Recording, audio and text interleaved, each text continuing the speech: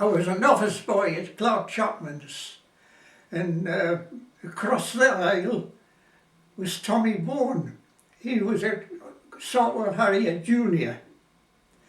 At the time, we had a good, Saltwell Harriers had a good junior, a cross-country champion. And Tommy Bourne was a junior, so, and it was in his mind that I was going to make up the three for a team. Right.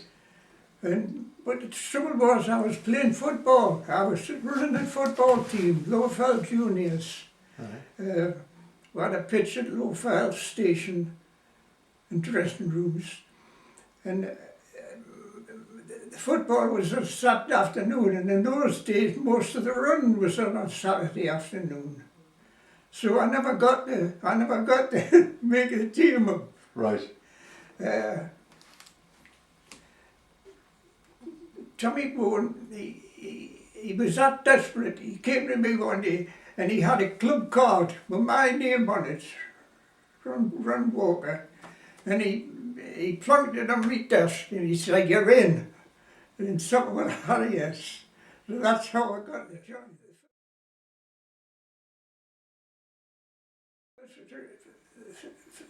My first run was from Benson Settlement. Billy Cleghorn and Fred Wrightson took me from Benson Settlement down on the train, round the middle, back up the top. That was my first run. Right. My first race was shortly after. Benwell Harriers, in an effort to get things going after the war, invited runners on a Tuesday night to a race at Benwell. Right. And it was about a 5-mile run, and then we lined up for a sprint in, and I was flying.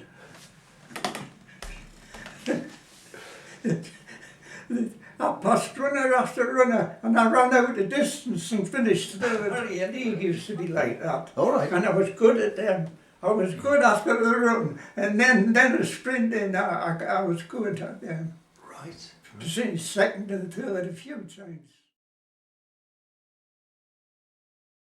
I knew exactly how many miles I'd run, and to record it. 1,338 863.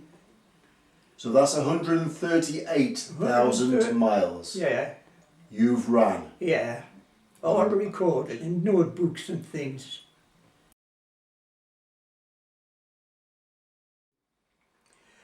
I think every runner, every athlete has in mind taking something to improve their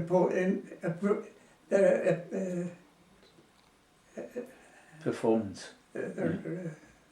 Style, form. Yeah. So, Yes, their form. I think that whether it's orange juice, and it hasn't got to be orange juice, it's got to be pure orange juice. And another friend of mine used to take Vino's cock mixture. He used to give him a boost.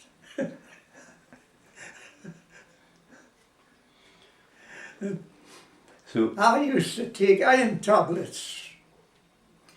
I was at the Queen Elizabeth getting my medication sorted out, and the doctor says, "I think I should introduce some iron into your routine." And I said, "Iron tablets?" He says, "No, they don't work." No, he tells me.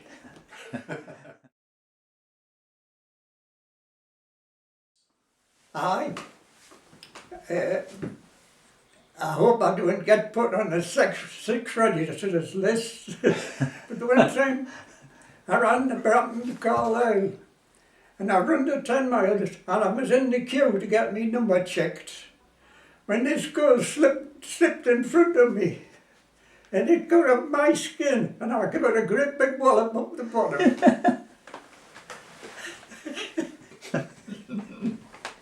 The was a sequel, but I can't tell you that.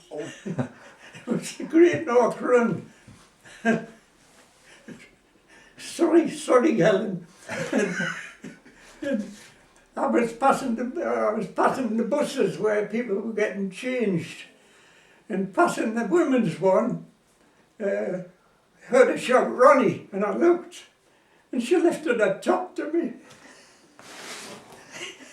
So I thought, well, that's settled me, because she's not upset about getting hit up at the bottom, you see.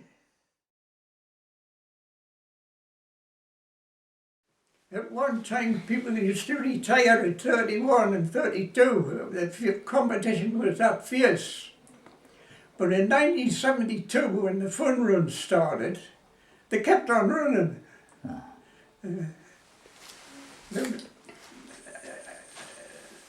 That puts me to the park runs. I've got several relations in the park runs.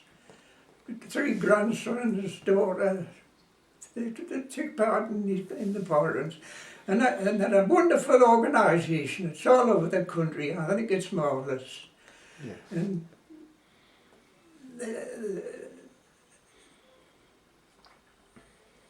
what was I going to say?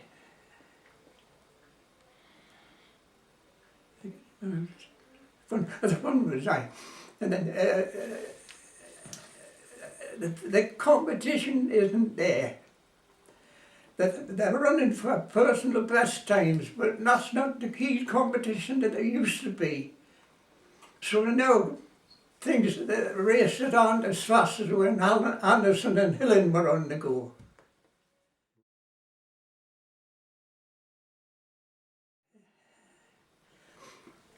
I think Saltwell Harriers have had their ups and downs. I think they're on the up now. I'm on the internet and I see Facebook, and from what I can gather, they've got some marvellous organisers there. They're doing a good job. I think things can only improve just now. I think people enjoy themselves more now than they did in my day. The competition was keen. And good luck to them, that's...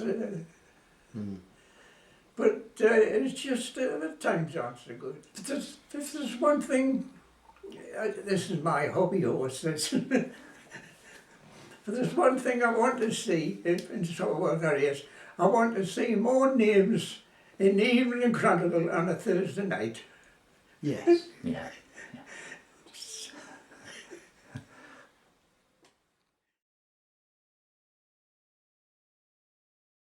I used to aim for 50 miles a week and 20 miles or more on a Sunday morning. I used to run from here to wherever what the Pickles house was at the time, and back again on top of their run. And if I didn't get that 20 miles in, it was a job to get the 50 miles in a week.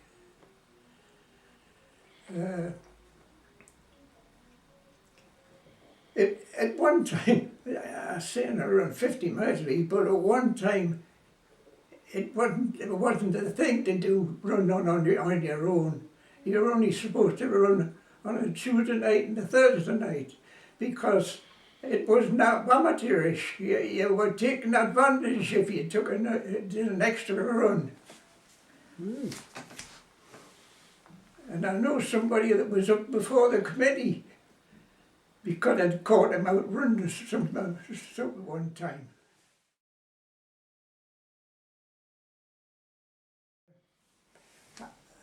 I do every morning and every night time. I go out the front door, and I walk up to the bin at the end, back to the wall, and up to the gate. And I stand on my leg for 12 seconds, everything, and I do that 5 times. In front of the window there, up the thing. And I've done that for the last year or so, every morning, every night. if it's not raining.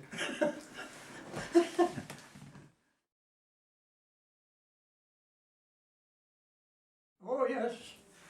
The wife wasn't all that keen on my running at one time, but when we started going abroad,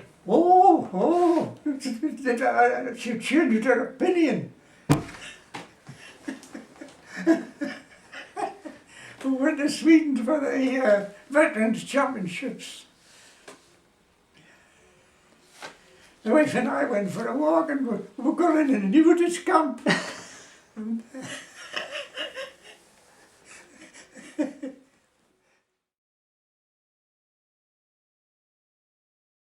I'd say the same as I'll always say, get yourselves in the Chronicle on a Thursday night.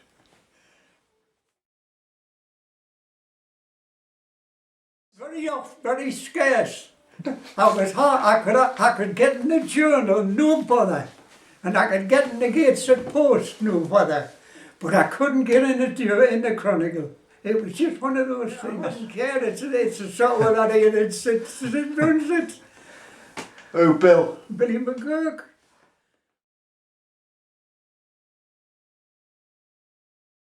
I put a bit more Saltwell in.